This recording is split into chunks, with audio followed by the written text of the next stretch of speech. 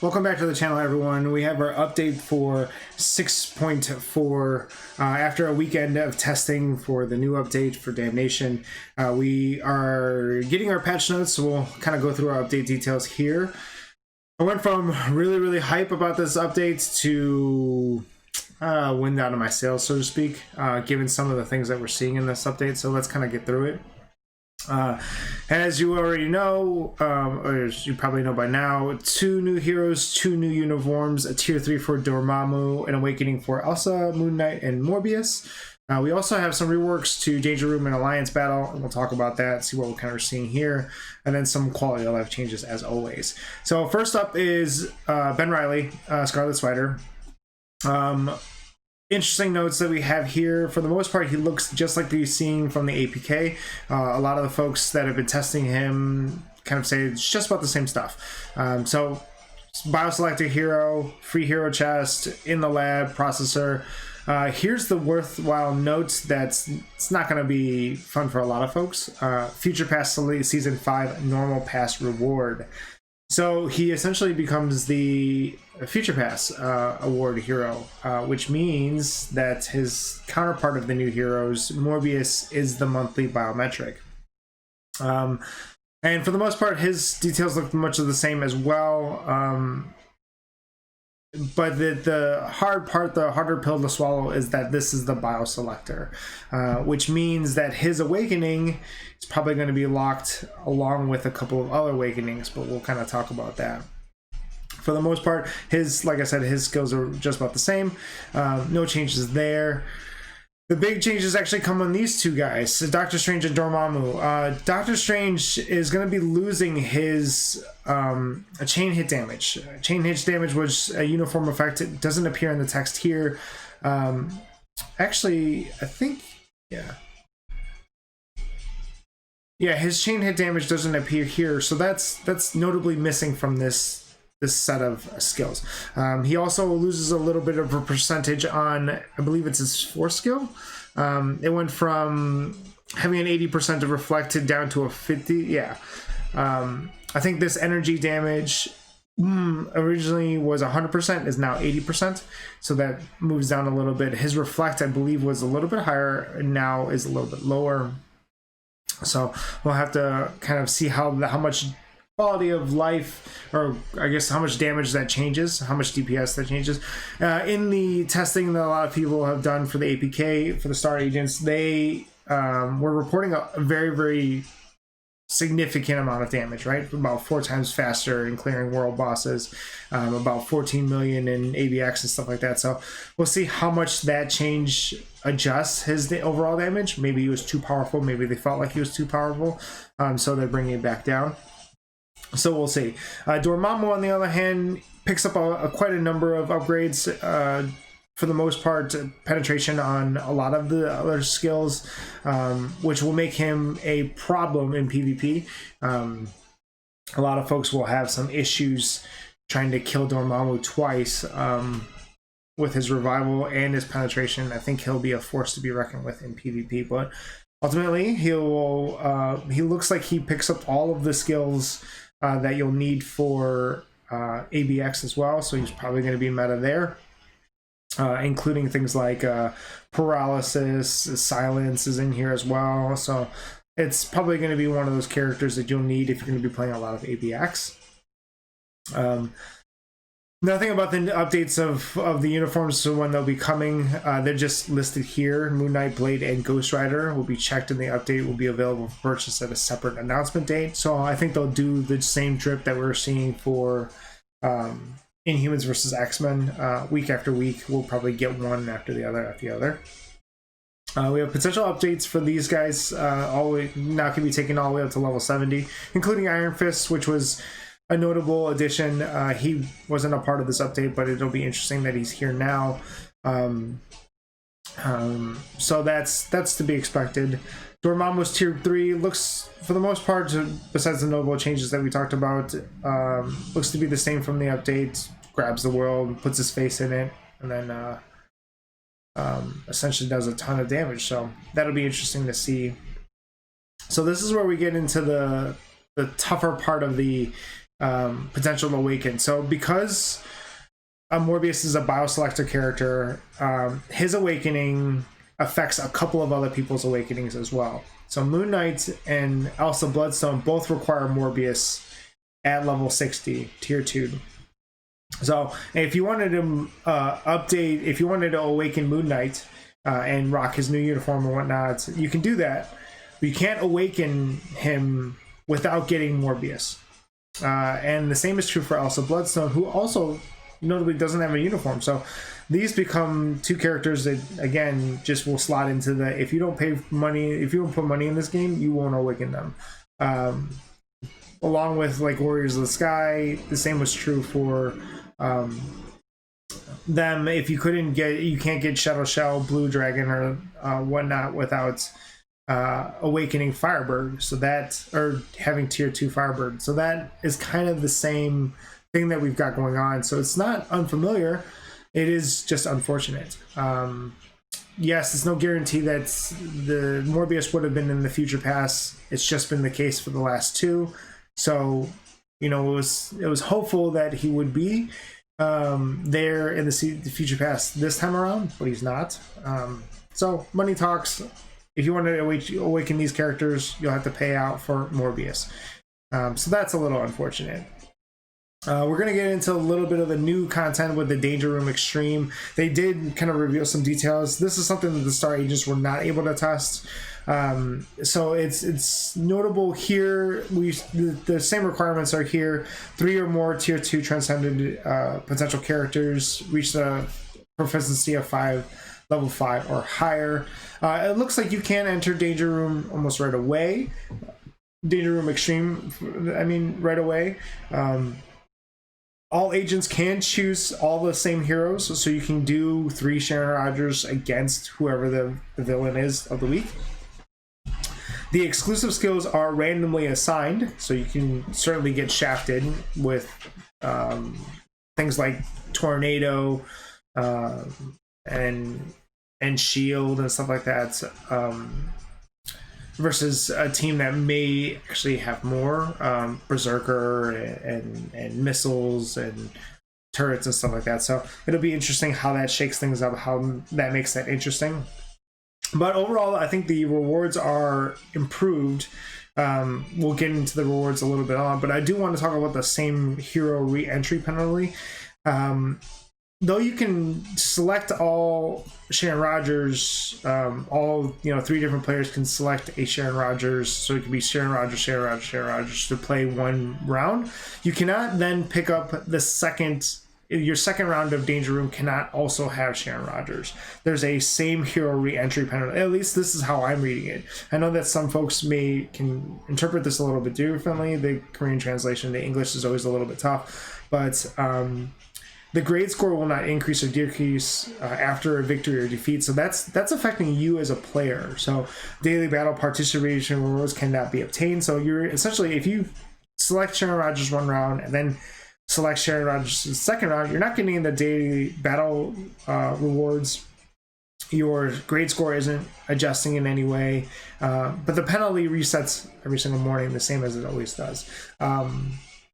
So it's like you can use Sharon Rogers once a day, but you can't use it once a day to get the rewards. If you use it a second time, it's not going to change much of the rewards that you're getting on the other end. So you can't just troll with the same OP character that you have on your account.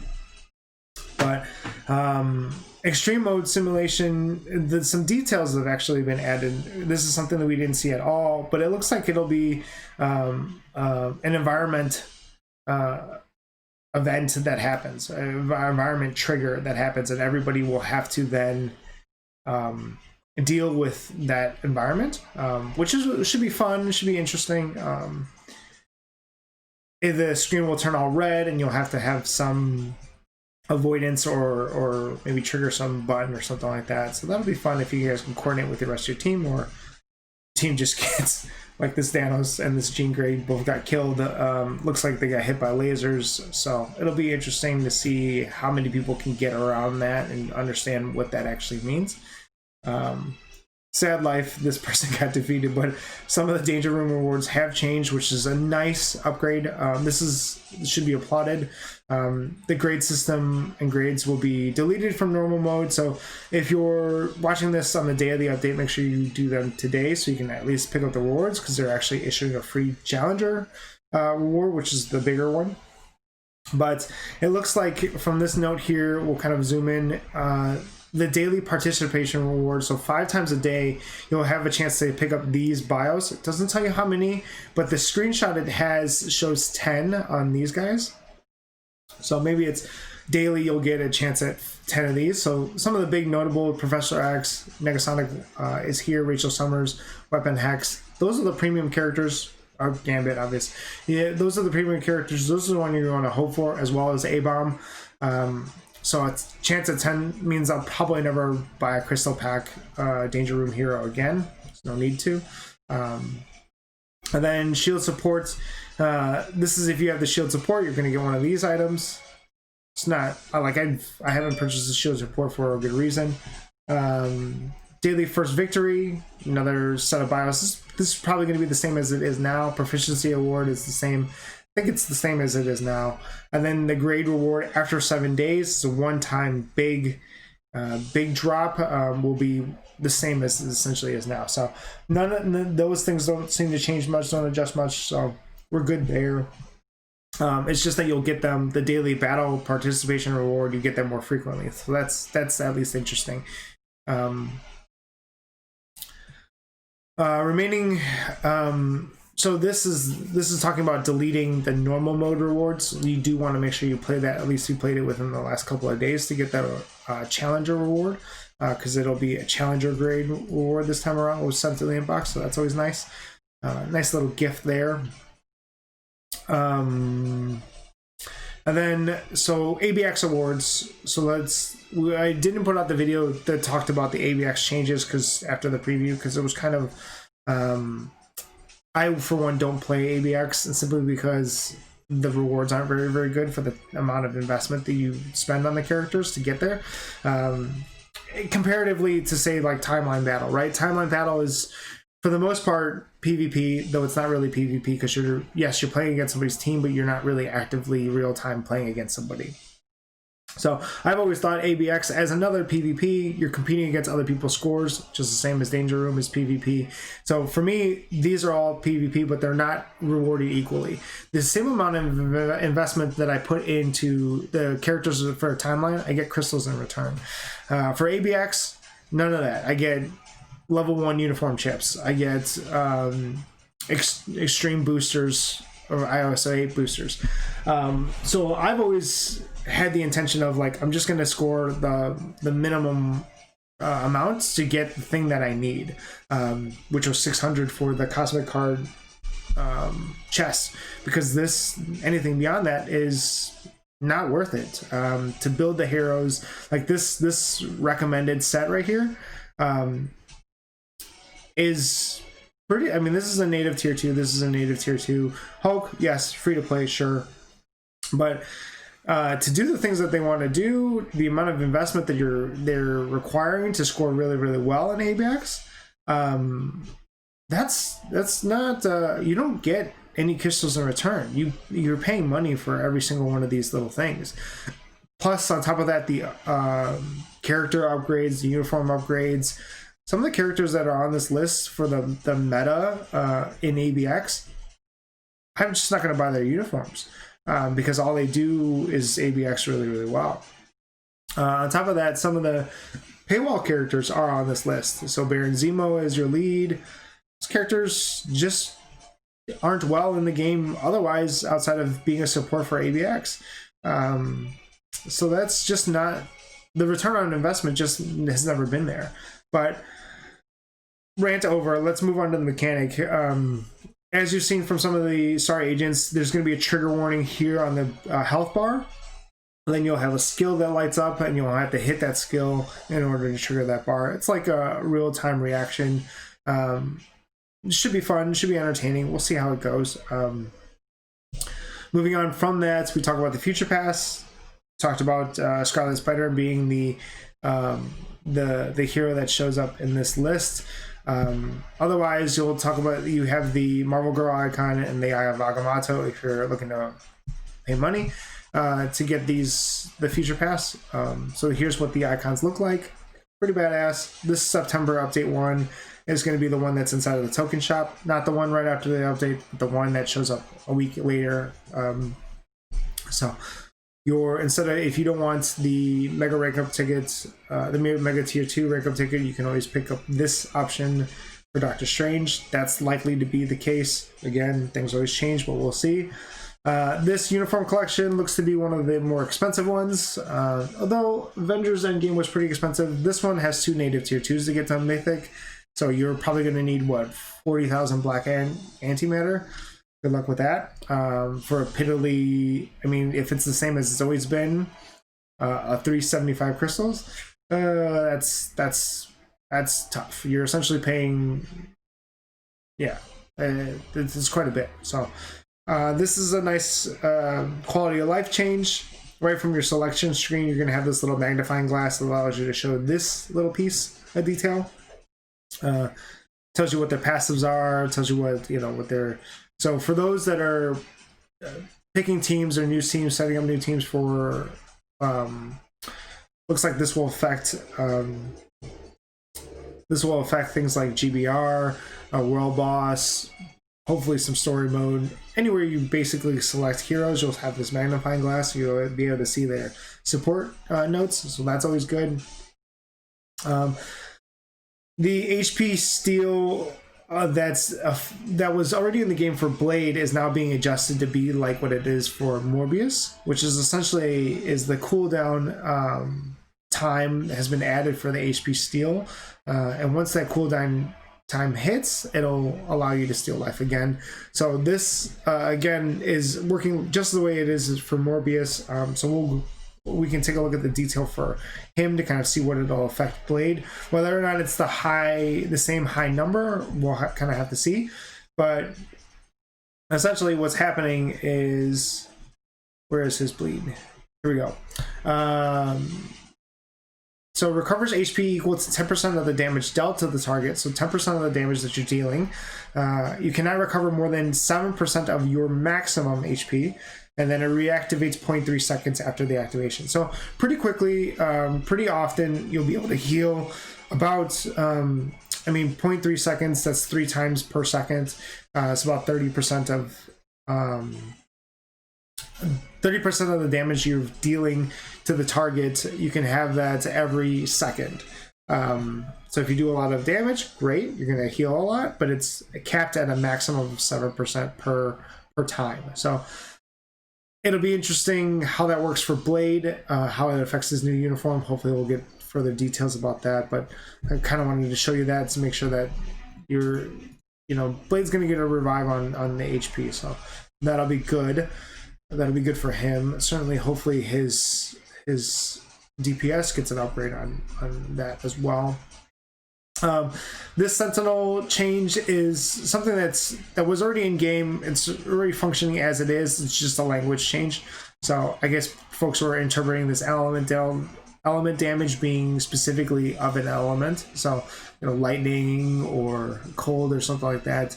But in fact, it's always been the greatest damage, and it's always been that way. So it's just noting that it's always been that way. So there isn't a nerf here or a change here or a buff.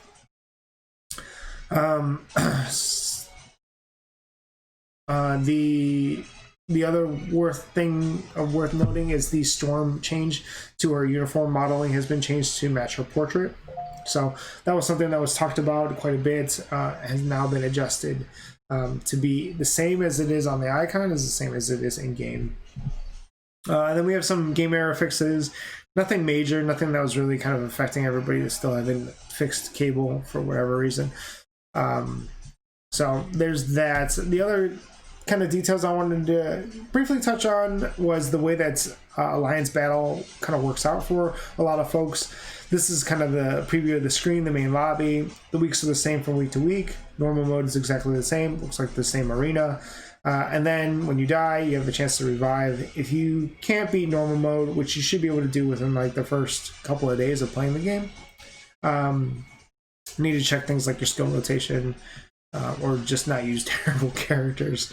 In extreme mode, it's going to give you this recommended, so that'll be kind of good to point out and see. The weakness system is going to change every 28 days, I believe it is. It's in here that you'll change what the frost beast is weakened to. So this week, for example, right off the bat is silence, and then you'll get another one that changes every 28 days. So and then it talks about alliance terminus. This only really affects 16 different alliances, maybe at max 32 because it rotates. But if you're not, I mean, it's just alliance tournament. Again, play mode that doesn't really affect a whole lot of people, though you should be voting, cheering on an alliance to get the free gold that comes with it. There isn't anything worthwhile noting from most of the player base here. And then the new item, potential realization tickets. This is a new item that's coming into the game. There's no price tag on it. We don't know how much it's actually going to cost or how you earn them. But it essentially takes a potential, so like Iron Fist, for example, is at 0%, right when this update drops. If you have this ticket, you might be able to upgrade them all the way up to 100%. So, so a character that can be used, can be awakened, even some of the native tier 2s, like this Gladiator, for example. Isn't it interesting that they included it? So for folks that are affected by that 4% drip for Odin or something like that, could have used a potential ticket like this, and it would have gotten them all the way up to 100%. So we'll see how much that costs. I think it'll be a pretty penny, but we'll see. Otherwise, the notice of when the game goes down, same as it's usually been. It'll go down at about the in the evening for folks that are stateside, and then maintenance looks to be about the same amount of time that it usually is, not terribly long. But yeah, so down at for me it'll be down at 6 p.m. back up at 1 a.m., which is usually about the usual time. Full list of game changes, and then the rewards that you get for maintenance being down and not being able to play the game. But I want to wrap it up here. I've kept you guys for too long already. There's a lot of notes about in here that I wanted to go over, make sure that we looked at kind of thoroughly. Like I said at the beginning of the video, really excited about the update, then deflated once I saw these notes, mostly because of Morbius and what that domino effects for everybody. Essentially not being able to awaken also Bloodstone and Moon Knight, and potentially even Blade if he gets an awakening. That's kind of unfortunate. I mean, for them rotating this, so for Morbius to awaken, you have Morbius, Elsa Bloodstone, Moon Knight, Scarlet Spider. No big deal, right? All characters from this game, makes sense. For Moon Knight, they add Ghost Rider, but they take away Scarlet Spider. Okay, fine, no big deal. For Elsa Bloodstone, they take away Ghost Rider, they put in Blade. So that's kind of, that's like, what, 7 different characters to awaken this set of 3 heroes. So it is what it is. No big deal. I mean, ultimately, it's not like these characters look on paper to be game-changing the meta. Yeah, they're all physical characters, physical damage characters, so it would have been nice to bump up, some heroes against Proxima, but alas, it is what it is. Netmar's got to make its money. It's just unfortunate for those that are playing free-to-play and wanting to collect more heroes. And eventually Netmar may learn, or the game will shut down. That's kind of the way it is. But I'm still gonna play this update. We'll see what I always hold off on what some of the agents will do, star agents and stuff like that, or the whales will spend money and test on in terms of uniforms, in terms of characters, before I make any decisions on my own, simply because it's not worth the investment to kind of take a guess on how much damage Doctor Strange will now do, or how effective to the PvP meta Dormammu will be without some actual testing. Probably just gonna focus on Ben Reilly and get him up to speed with the rest of the roster. But yeah, we'll see. We'll see what happens. Thanks again for checking out the channel, leaving your comments, messaging me on Twitter. That's always awesome. Checking me out on stream. That's always greatly appreciated. I love that. But until next time, I'm working on a couple of different videos for contents for the game itself. But until next time, be well, stay safe, do good, and I will see you soon.